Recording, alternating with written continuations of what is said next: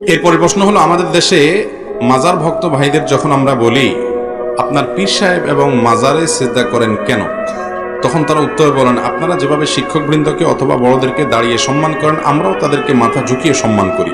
সেখান থেকে প্রশ্ন হচ্ছে, সিজদাকে তারা সিজদা না বলে সম্মান সূচক মনে করছে, এক্ষেত্রে তা কতটুকু বৈধ?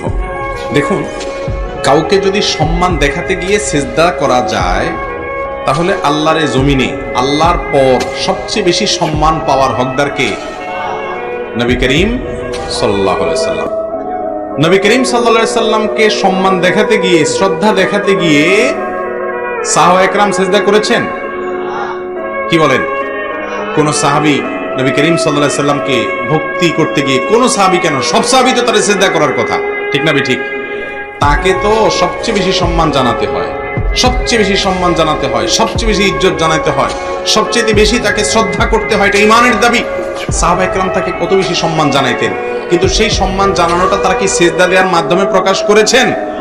যদি সবাই এরকম করতেন তাহলে হাজার হাজার হাদিস পাওয়া যেত এরকম যে নবী করিম সাল্লাল্লাহু আলাইহি সাল্লামকে সম্মান জানাতে গিয়ে সিজদা করেছেন সাহাবীরা, এরকম তো কোনো হাদিস পাওয়া যায় না। তো আমার নবীজি সাল্লাল্লাহু আলাইহি সাল্লামকে যদি সাহাবীরা সিজদা করে যে সম্মান না জানায়, আপনি আপনার জীবিত বা মৃত কোনো পীরকে, কোনো আপনার শ্রদ্ধাভাজন ব্যক্তিকে আপনি যদি সিজদা দিয়ে সম্মান জানান, তাহলে এই সম্মান জানানো এটা কি সাহাবী থেকে, নবী করিম সাল্লাল্লাহু আলাইহি সাল্লাম থেকে কোন প্রকার অনুমোদিত নাকি অননুমোদিত?